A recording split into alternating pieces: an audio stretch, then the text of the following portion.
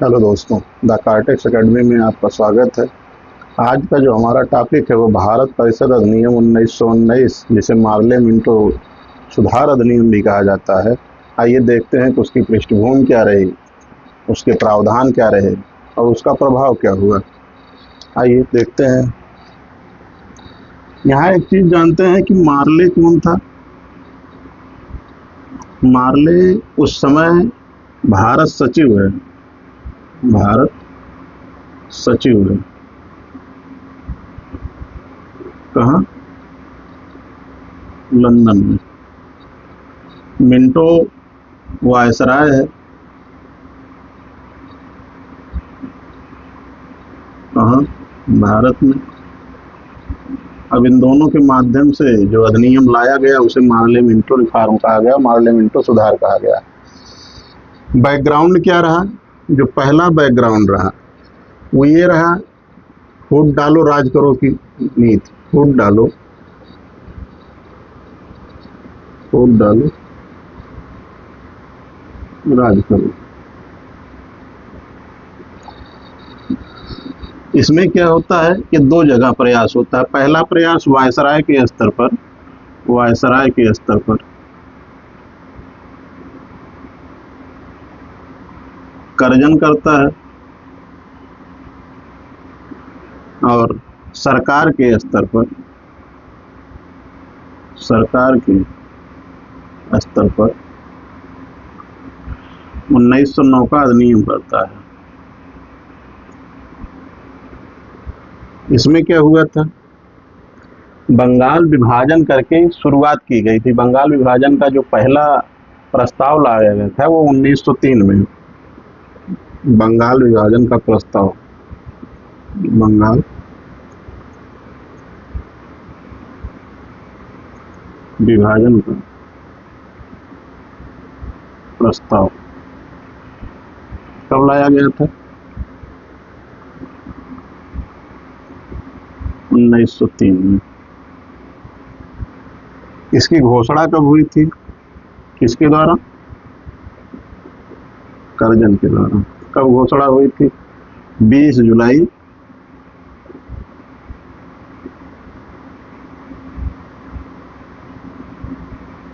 1905। लागू कब हुआ?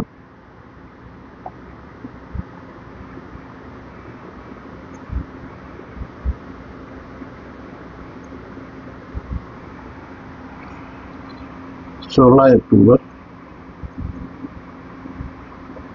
1905। इसी बीच में अगस्त में शुरू होता है क्या? स्वदेशी आंदोलन। स्वदेशी आंदोलन कर कौन रहा था? भारतीय राष्ट्रीय कांग्रेस कर रही थी। भारतीय राष्ट्रीय कांग्रेस में दो धड़ा है, दो पार्ट हैं। एक नरम दल है, एक गरम दल है। नरम दल ये चाहता था कि स्वदेशी आंदोलन को सिर्फ बंगाल तक सीमित रखा जाए, लेकिन गरम दल ये चाहता था, लाल बाल पाल और अरविंद घोष ये चाहते थे कि बंगाल जो है विभाजन के विरोध में जो स्वदेशी आंदोलन हो रहा है उसको पूरे भारत में फैलाया जाए। यहीं से दोनों दलों में मनमुटाव शुरू होता है। उसका प्रभाव हम देखेंगे 1907 में जो सूरत विभाजन होता है। दूसरा कारण क्या था? दूसरा कारण क्या था?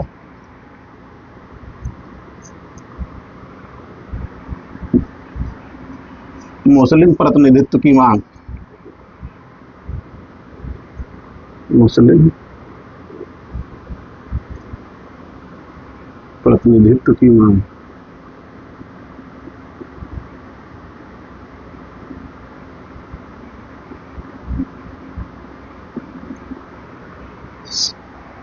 उन्नीस सौ से पहले सर सैयद अहमद खान को भी ये लगता था कि भारतीय राष्ट्रीय कांग्रेस हिंदुओं की संस्था है और वो सिर्फ हिंदुओं का प्रतिनिधित्व करती है।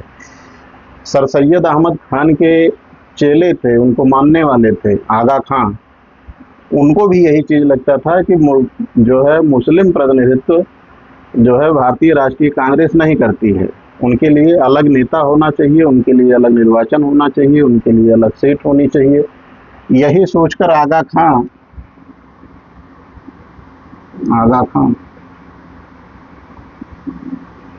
का एक शिष्टमंडल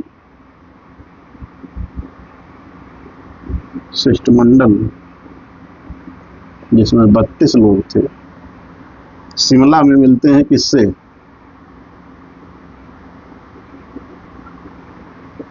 वायसराय लॉर्ड मिंटो से। वायसराय लॉर्ड मिंटो से।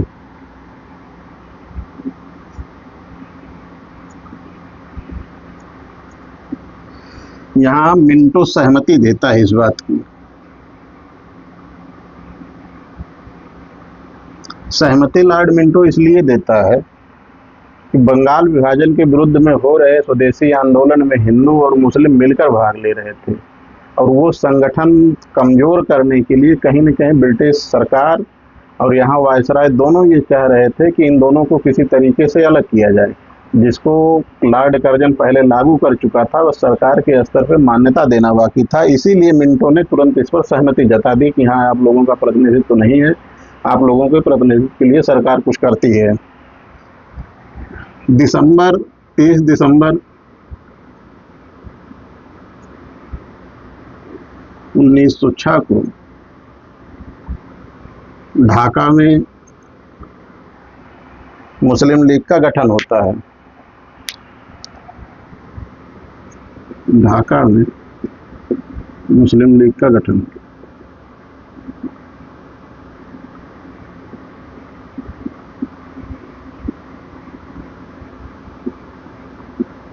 जो दूसरी पृष्ठभूमि थी। तीसरी पृष्ठभूमि क्या थी?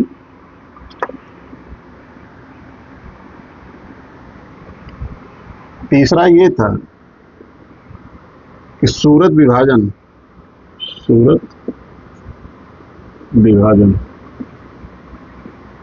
कब? 1907। सूरत कहाँ?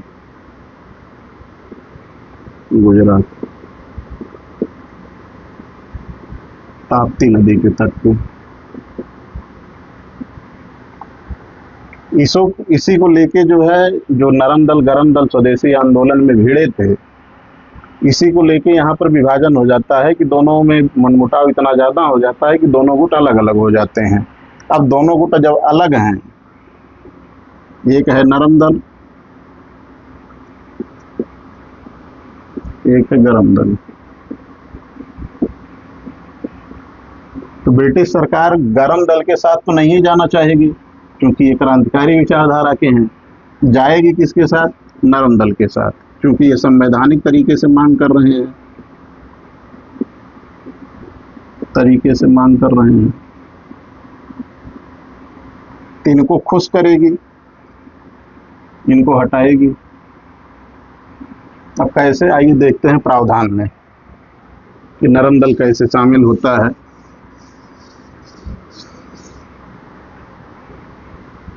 जो प्रावधान था, प्रोविजन,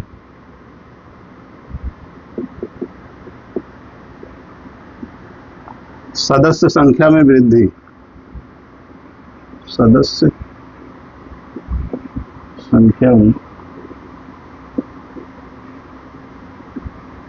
वृद्धि। कहाँ वृद्धि की गई? केंद्रीय परिषद,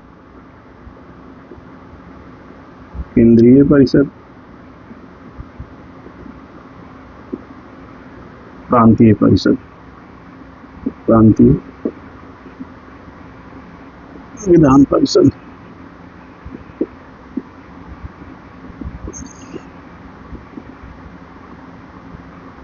यहाँ जो संख्या 16 थी, उसे बढ़ा के 60 कर दिया गया। लेकिन संरचना इस हिसाब से थी कि बहुमत सरकारी सदस्यों के पास था, सरकारी सदस्य।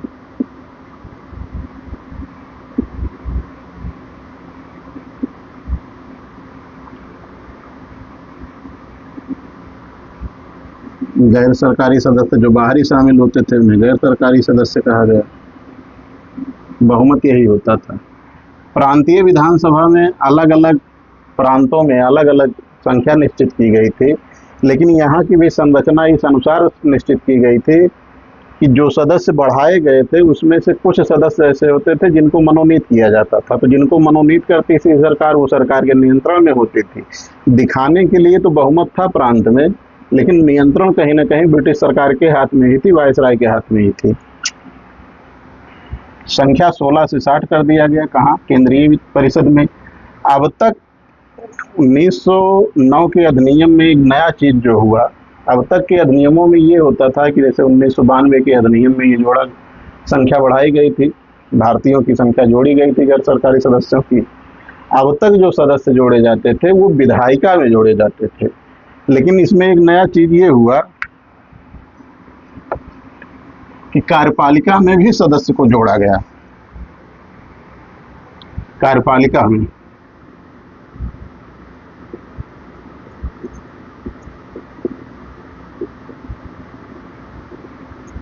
एग्जीक्यूटिव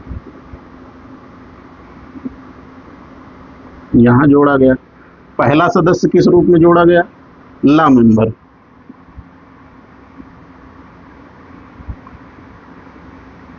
विधिक सदस्य।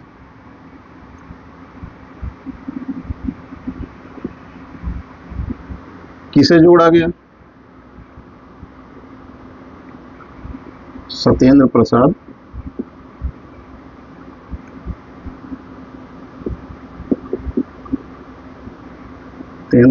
सिन्हा।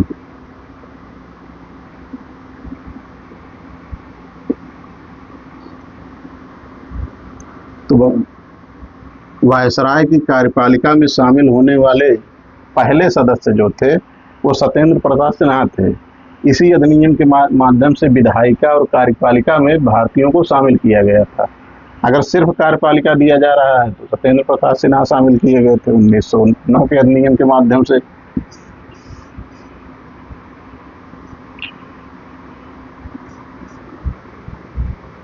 जो सदस्य शामिल किए गए थे उनको अधिकार क्या था? शामिल सदस्य के अधिकार।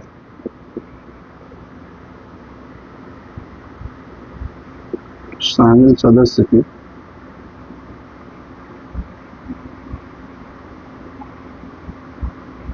अधिकार 1909 में ये कहा गया था 1892 में कि बजट पे चर्चा कर सकते हैं लेकिन मतदान नहीं कर सकते हैं।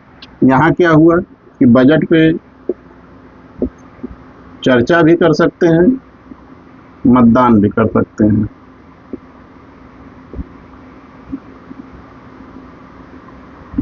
दूसरा क्या हुआ था?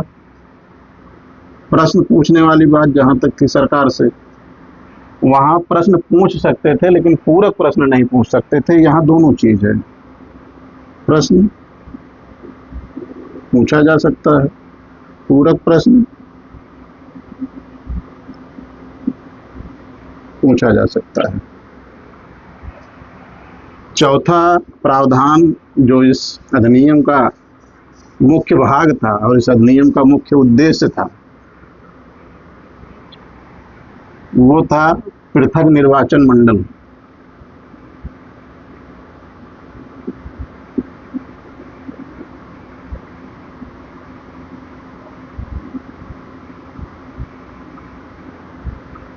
Separate electoral separate.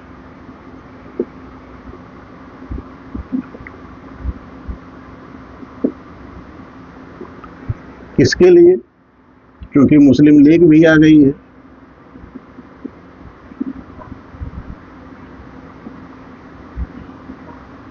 उन्नीस सौ 4 में INC पहले है, ये है 1885 से। इनको ये माना जाता था कि हिंदुओं का प्रतिनिधित्व करते हैं, तो मुस्लिमों के प्रतिनिधित्व के लिए मुस्लिम लीग आई। अगर दोनों साथ चलेंगे, संगठित होकर चलेंगे तो राष्ट्रीय भावना जागृत रहेगी और साथ मिलके जो है लड़ेंगे तो अंग्रेज कमजोर पड़ेंगे। ये अंग्रेज जो है ये चाहते थे कि दोनों अलग हो जाएं, और मुस्लिम लीग भी यही चाहती थी कि उसको जो है अलग प्रतिनिधित्व मिले। सरकार ने इसको मान्यता दे दी। इसमें होता क्या था कि यहाँ चुनाव भी मुस्लिम लड़ेगा, उम्मीदवार जो होगा वो मुस्लिम होगा, और जो मतदान करेगा वो भी मुस्लिम होगा।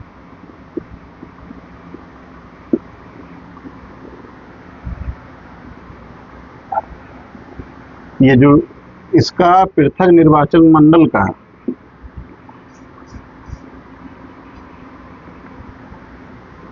पृथक निर्वाचन मंडल का पिता, पृथक निर्वाचक मंडल का पिता लॉर्ड मिंटो।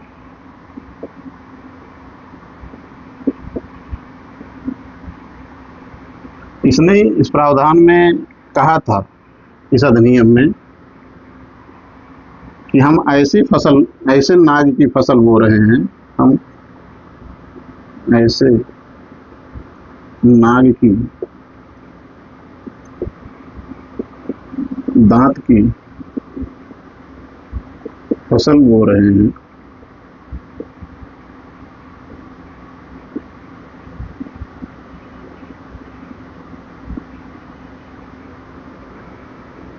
जिसका परिणाम भयंकर होगा।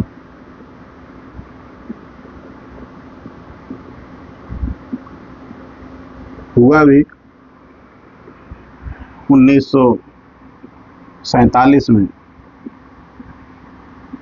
टू कंट्री नेशन पाकिस्तान और भारत, जो फसल 1909 में बोई गई थी वो 1947 में काटी गई। ये इसका सबसे बड़ा प्रावधान था।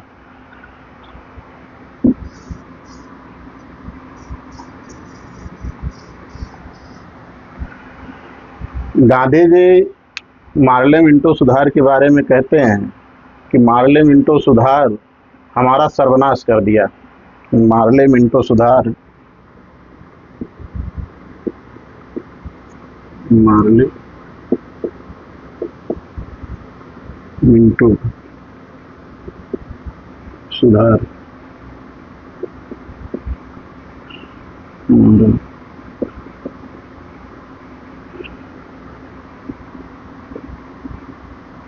सर्वनाश कर दिया। किसने कहा था? गांधी जी।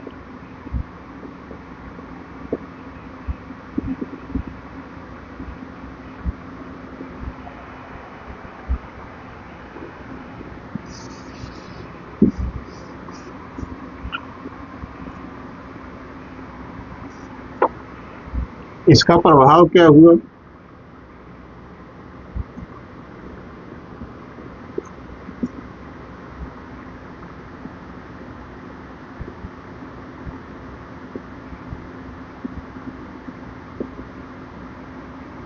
राष्ट्रीय भावना का दमन,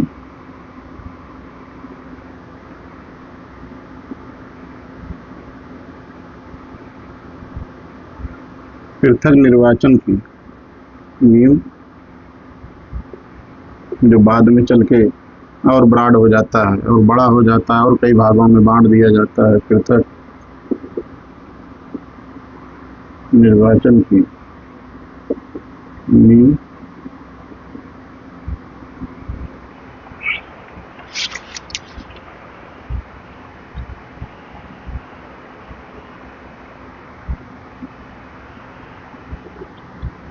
और क्या होता है? 1916 तक गरम दल और नरम दल अलग रहते हैं, बाद में एक साथ आते हैं। ये इसकी पृष्ठभूमि, प्रावधान और प्रभाव रहा। अब मिलेंगे 1919 के अधिनियम में, मॉन्टेग्यू चेम्सफोर्ड सुधार में। तब तक के लिए नमस्कार।